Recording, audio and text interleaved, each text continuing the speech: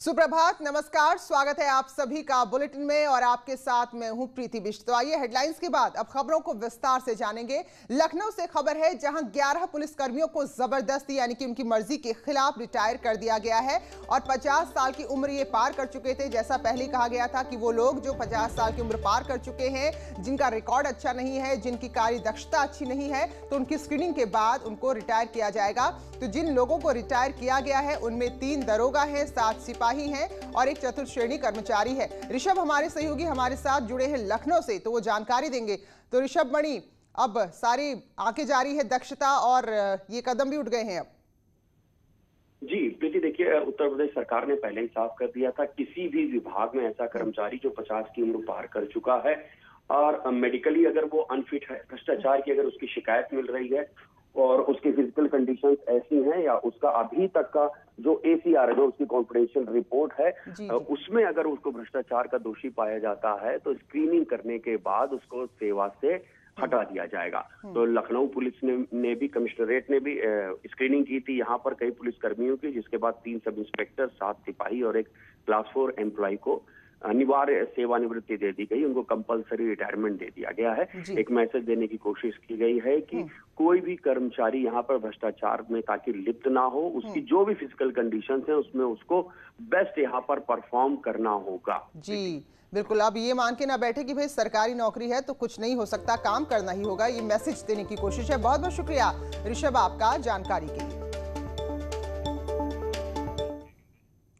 और पुलिस का operation clean लगातार जारी है और हर रोज बदमाश मुठभेड़ के बाद पकड़े जा रहे हैं। मथुरा में मुठभेड़ हुई है जहां सीरियल किलर राहुल को गोली लगी है, जिसके बाद उसे गिरफ्तार किया गया है। तो राहुल पर 3 हत्या का मुकदमा चल रहा था। इसके पास एक तमंचा, 3 जिंदा कारतूस, मोटरसाइकिल मिली है। तो मथुरा के वृंदावन कोतवाली इलाके में मुठभेड़ हुई तो सीरियल किलर राहुल था, जिसको काफी समय से खोजा जा रहा था, ढूंढा जा रहा था। आखिरकार मुठभेड़ के बाद इसे गिरफ्तार किया गया है। नितिन गौतम और जानकारी देंगे। तो नितिन, क्या रिकॉर्ड था इसका और किस तरह से इसको पकड़ा गया है? जी, हम अपने दर्शकों को बताना चाहेंगे कि राहुल अपने गैंग के अन्य सदस्यों के साथ सीरियल किलर की भूमिका में था और लगातार जो है कई थाना क्षेत्रों में आपने ऑटो में सवारियों को बिठाला करता था और उनके बाद उनकी हत्या किया करता था। सबसे अहम बात यह है कि ये गैंग हत्या करने के बाद लोगों की तलाशी लिया करता था और उसमें चंद रुपए से लेकर उनको जो भी रकम मिलती थी उसको हिस्सा बांट कर लिया करते थे। पुलिस ने कुछ दिन पूर्व 3 इसके साथियों को मुठभेड़ों गिरफ्तार किया था और इसकी तलाश जारी थी। बीती रात भी वृंदावन क्षेत्र में पुलिस की सीओ सदर नेतृत्व के जो है उन रमेश तिवारी उनके नेतृत्व में मुठभेड़ हुई थी वृंदावन और जमुना पार पुलिस की, और उसके बाद इसको गिरफ्तार किया गया है। और इससे पुलिस अब उन राज्यों को बुलवाने में लगी है कि इसने और कितनी हत्याओं को किया है। 3 वो हत्याओं में इसकी तलाश थी, जिसको इनके साथियों ने पुलिस को बताया था। अब पुलिस राहुल से तलाश कर रही है और जानकारी कर रही है कि पुलिस ने राहुल ने और कितनी वारदातों को अंजाम दिया है। तो अच्छा खासा इसका आपराधिक रिकॉर्ड है, तो एक बहुत बड़ी कामयाबी पुलिस की। बहुत बहुत धन्यवाद नितिन आपका जानकारी के लिए। और ऐसी ही बड़ी सफलता वाराणसी में मिली है जहां मुठभेड़ के बाद 50,000 का इनामी अनिल यादव गिरफ्तार हुआ है। अनिल यादव के पैर में गोली लगी है। तो ये मोनू चौहान का शूटर है अनिल यादव। तो कुछ दिन पहले मुठभेड़ के बाद मोनू चौहान को भी गिरफ्तार किया गया है। हालांकि इस दौरान एक बदमाश अंधेरे का फायदा उठाकर भाग गया। जैतपुरा थाना के नक्की घाट में ये मुठभेड़ हुई जहां 50,000 का इनामी अनिल यादव गिरफ्त में आया है। तो ये बड़ी खबर है। इसके पैर में गोली लगी, ये शूटर था मोनू चौहान का, तो इसको भी काफी समय से ढूंढा जा रहा था और आखिरकार इसे पकड़ा गया है। हालांकि इसका एक साथी था जो अंधेरे का फायदा उठाकर भाग गया। 50,000 के इनामी अपराधी अनिल यादव, जो दीपावली के आसपास 2 घटनाओं में शामिल था, उसको जब पुलिस टीम ट्रैक कर रही थी तो उसने पुलिस टीम पे फायरिंग करी और जवाबी कार्रवाई में वो घायल हुआ। इस समय हॉस्पिटल में एडमिट कराया गया। और उधर लखनऊ में असलहा तस्कर गिरोह का खुलासा हुआ है। 3 अंतर जनपदीय असलहा तस्कर गिरफ्तार हुए हैं। लखनऊ के विभूति खंड इलाके से STF ने गिरफ्तारी की है। ये असलहों की तस्करी किया करते थे। इनके पास से 19 पिस्टल, 38 मैगजीन मिली हैं। तो मध्य प्रदेश और बिहार से अवैध तरीके से असलहे लाते थे, हथियार लाते थे और राज्य में अलग अलग जगह इनकी तस्करी करते थे। तो ये बड़ी कामयाबी मिली है। 3 अपराधियों को STF ने विभूति खंड इलाके से गिरफ्तार किया है। मऊ से खबर है, हादसे की खबर है, जहां 4 लेन पुल का एक हिस्सा ढह गया। दोहरी घाट गोरखपुर में यह हादसा हुआ। 4 लेन पर एक पुल का हिस्सा अचानक ढह गया, जिसका निर्माण चल रहा था और मलबे में 4 मजदूर दब गए। एक की हालत गंभीर है और बाकी सबको अस्पताल में भर्ती कराया गया है। तो घाघरा नदी पर यह पुल बन रहा है। 4 लेन पुल है तो ये अच्छा खासा बड़ा पुल था, लेकिन इस दौरान इसका एक हिस्सा ढह गया और जो मजदूर वहां पर काम कर रहे थे 4, वो इसकी चपेट में आ गए और एक की हालत गंभीर है और सभी का इलाज चल रहा है। आनंद मिश्रा हमारे सहयोगी और जानकारी के साथ जुड़े हैं। तो आनंद, किसकी लापरवाही से माने और जो मजदूर है उनकी क्या स्थिति है? जब वहाँ पे जेपी कंस्ट्रक्शन का काम चल रहा था, ये फ्लाईओवर चल रहा था, ये बनारस और गोरखपुर राजमार्ग है। ये फ्लाईओवर के पुल को चढ़ाया जाता है, जिसमें उस पे 4 लेबर उस पे मजदूर उस पे मौजूद थे। फ्लाईओवर का जो उसको जी, चलिए शुक्रिया आनंद आपका जानकारी के लिए। और लखनऊ विश्वविद्यालय अपना शताब्दी समारोह मना रहा है। 100 वर्ष पूरे कर चुका है। प्रधानमंत्री नरेंद्र मोदी इसमें वर्चुअली हिस्सा ले रहे हैं। कोरोना काल है तो इसलिए वर्चुअली ही छात्रों को संबोधित करेंगे। मुख्यमंत्री योगी भी इस कार्यक्रम में शामिल होंगे। तो लखनऊ विश्वविद्यालय जिसका शताब्दी समारोह चल रहा है और प्रधानमंत्री नरेंद्र मोदी इसमें वर्चुअली शामिल होंगे और वर्चुअली छात्रों को संबोधित करेंगे और इसके साथ मुख्यमंत्री योगी आदित्यनाथ भी शताब्दी समारोह में हिस्सा लेंगे।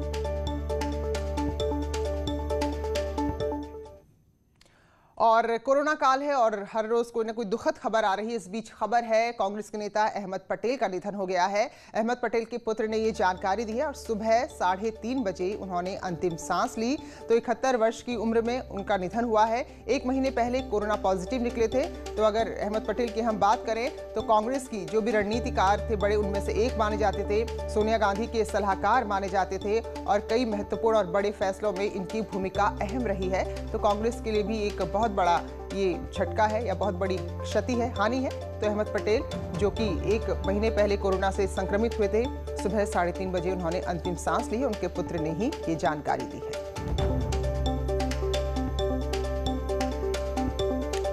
तो राज्यसभा से सांसद भी थे और जो पुराने और बड़े कांग्रेस के नेता हैं उनमें से एक माने जाते थे। तो निजी तौर पर अगर कांग्रेस की हम बात करें तो उनके लिए एक बहुत बड़े रणनीतिकार को खोना एक बहुत बड़ा क्षति है और इसके साथ ही अब आगे की रणनीतियां बनाने के लिए जो और लोग हैं अब उनको भी देखना होगा, क्योंकि बहुत बड़ी जिम्मेदारी अहमद पटेल ने हमेशा निभाई और सोनिया गांधी के खासतौर पर बड़े करीबी रहे। तो जो भी उन्होंने राजनीतिक फैसले लिए हैं सोनिया गांधी ने, उसमें बड़ी भूमिका अहमद पटेल की हमेशा से रही है।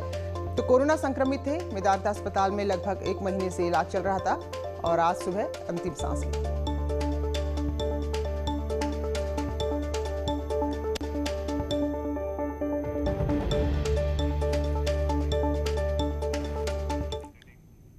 और एक बड़ा फैसला, बड़ी खबर जो कल योगी कैबिनेट ने लिया, लव जिहाद के खिलाफ अध्यादेश को मंजूर कर लिया गया है। योगी कैबिनेट की बैठक में जो प्रस्ताव था उस पर मोहर लग गई है, यानी कि अब धर्म परिवर्तन कर शादी करना अपराध होगा। यहां आप इस बात को समझिए कि प्रेम विवाह करना अपराध नहीं है, लेकिन अगर आप शादी के लिए धर्म परिवर्तन करते हैं या कराते हैं तो फिर यह अपराध होगा।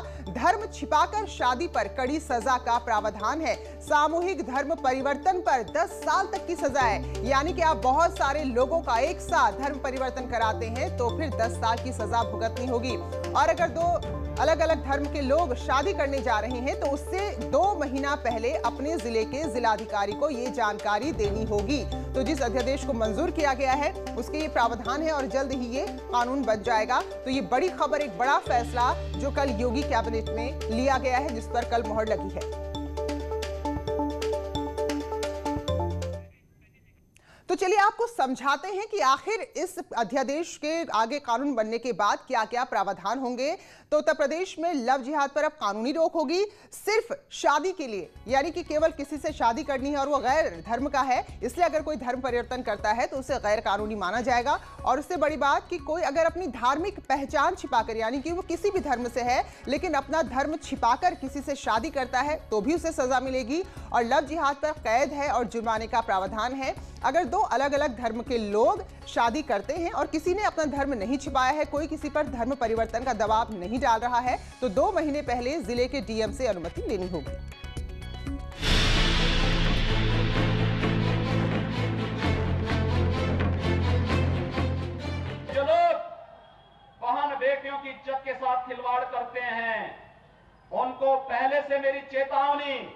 अगर वे सुधरे नहीं तो राम नाम सत्य है कि यात्रा अब निकलने वाली है।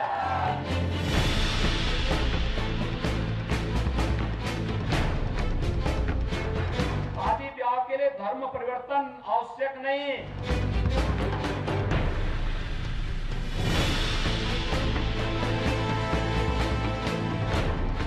सरकार भी निर्णय ले रही है कि हम लव जिहाद को सख्ती से रोकने का कार्य करेंगे।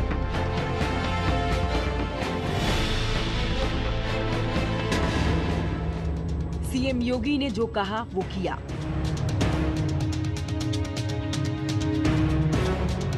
जिहाद पर माननीय मंत्रिमंडल ने अपना निर्णय दिया है और प्रस्ताव को अभी कैबिनेट ने पास किया है।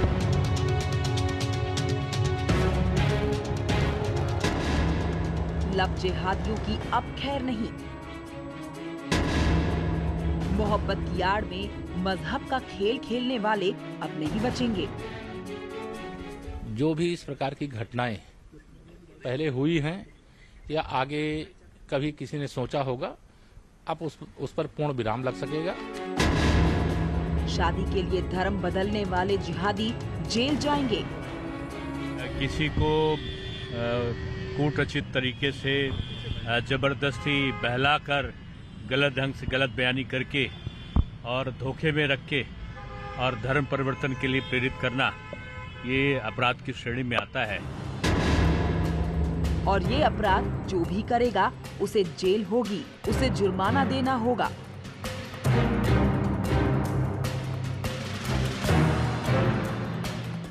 अध्यादेश के माध्यम से 2 से लेकर के 10 वर्ष तक इसमें कारावास का प्राविधान किया गया है। साथ ही एक बड़े जुर्माने की भी व्यवस्था की गई है। नाम बदलकर प्यार करने का ढोंग रचने वालों को सीएम योगी ने पहले ही चेतावनी दे दी थी। शादी के बाद धर्म परिवर्तन कराने वालों को सावधान कर दिया था। अब कानून बनाने के लिए प्रस्ताव पास कर लव जिहादियों पर हंटर चलाया है। इस कानून के तहत कोई भी परिवार कहीं भी शिकायत कर सकता है।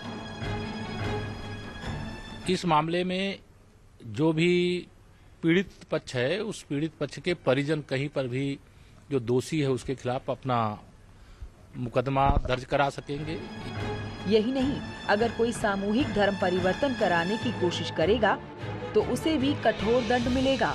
सामूहिक धर्म परिवर्तन कराने के मामले में 3 से 10 साल तक की सजा हो सकती है। सामूहिक धर्म परिवर्तन भी किया जाता है, जो हम लोग के सामने ऐसे भी केसेस आए हैं। उसके अंदर 3 वर्ष से लेकर 10 वर्ष तक की और 50,000 रुपए का इसके अंदर उन संगठनों के ऊपर भी जुर्माना लगाया जाएगा। इस कानून के बनने के बाद अगर कोई दूसरे धर्म की लड़की से शादी करना और फिर धर्म परिवर्तन कराना चाहता है तो इसके लिए जिले के डीएम के पास 2 महीने पहले आवेदन करना होगा। इच्छा है वो शादी करके धर्म परिवर्तन करना चाहते हैं तो उसके अंदर भी जिला मजिस्ट्रेट के सामने वो 2 माह पूर्व सूचना देंगे। एक प्रिस्क्राइब फॉर्म है और उसके तहत उनको परमिशन मिलती है तो वो फिर धर्म परिवर्तन कर सकते हैं शादी के साथ। यानी मोहब्बत में शादी करने के बाद अगर कोई अपना मजहब बदलना चाहेगा तो उसे कानून के मुताबिक चलना पड़ेगा। इजाजत मिलने पर ही वो धर्म परिवर्तन करा पाएगा। अगर किसी ने कानून से बचकर झूठ बोलकर धर्म परिवर्तन करने की कोशिश की तो उसे भारी दंड भुगतना होगा। तो लव जिहाद पर योगी कैबिनेट के अध्यादेश को मंजूरी मिली है और अखिल भारतीय अखाड़ा परिषद ने इसका स्वागत किया है। उत्तर प्रदेश के यशस्वी मुख्यमंत्री आदरणीय योगी आदित्यनाथ जी की पूरी कैबिनेट को बधाई और इस फैसले का पूरा संत समाज पूरी प्रशंसा भी कर रहा है, स्वागत भी कर रहा है। ऐसा कानून हर प्रांत में बन जाए तो लव जिहाद और धर्म परिवर्तन कतई नहीं हो। लेकिन कांग्रेस और मुस्लिम धर्मगुरु कई आशंकाओं के साथ इस फैसले पर सवाल उठा रहे हैं। उत्तर प्रदेश के लोगों को गुमराह करने के लिए या एक इस सरकार का शगुफा है, खासकर योगी जी का एक शगुफा है। उत्तर प्रदेश का नौजवान आज रोजगार के लिए संकट झेल रहा है, ये केवल सिर्फ ये बता दे। ये महज सियासी मकासद को हासिल करने के लिए अगर इस तरीके से मजहब इस्लाम को बदनाम किया जाएगा तो ये एक डेमोक्रेटिक सेटअप में रहने वाले शख्स के लिए एक अच्छी निशानी नहीं होगी। लव जिहाद पे कानून लाना बहुत अच्छा फैसला है, जिससे कानून लाने से काफ़ी जो मामलाएं हो रहे हैं लव जिहाद के, वो मामलों पे रोक लगेगी। चलिए फिलहाल एक छोटा सा ब्रेक ले रहे हैं, लौटते हैं जल्द ही। स्वागत है आप सभी का। घोसी से बीएसपी सांसद अतुल राय पर रेप का मुकदमा दर्ज कराने वाली महिला पर ही अब मुकदमा दर्ज हो गया है। जन्म तिथि के दस्तावेजों में गड़बड़ी के आरोप में मुकदमा दर्ज हुआ है और वाराणसी की सीजीएम कोर्ट ने मुकदमा दर्ज करने के आदेश दिए हैं। महिला ने जब बीएसपी सांसद के खिलाफ मुकदमा दर्ज करवाया था, उस समय उसने अपनी जन्म तिथि गलत बताई थी, जिसके चलते उस पर केस दर्ज हुआ है। घोसी सांसद अतुल राय को किस तरीके से 376 जैसे जघन्य अपराध में फंसाने की जो साजिश रची गई, ये साजिश उस समय से रची गई जिस समय सदर मऊ के विधायक श्री मुख्तार अंसारी जी के बेटे का टिकट काटा गया और अतुल राय को लोकसभा का टिकट गठबंधन का मिला। उसी टिकट के कटने के बाद से इन लोगों ने अतुल राय के खिलाफ साजिश रचने का कार्यक्रम शुरू किया। राज्य के कई जिलों में कोरोना का संक्रमण फिर से बढ़ रहा है। इसको लेकर इलाहाबाद हाईकोर्ट ने सख्त रुख अपनाया है। हाईकोर्ट ने उत्तर प्रदेश के सबसे ज्यादा संक्रमित 6 जिलों में हफ्ते में हर दिन 24 घंटे ड्रोन कैमरे से भीड़भाड़ वाली जगह की निगरानी के निर्देश दिए हैं। तो इन जिलों के नाम भी आपको बता दें जहां ड्रोन से नजर रहेगी। ये जिले हैं प्रयागराज, लखनऊ, कानपुर, मेरठ, गाजियाबाद और गौतम बुद्ध नगर यानी कि नोएडा, ग्रेटर नोएडा वाले इलाके। वहीं इलाहाबाद हाईकोर्ट ने कहा है कि अगले 6 हफ्ते तक खाने पीने के सामान को खुले में ना बेचा जाए। साथ ही इलाहाबाद हाईकोर्ट ने कम से कम अगले 30 दिन तक मास्क पहनने की सघन निगरानी करने के भी निर्देश दिए हैं।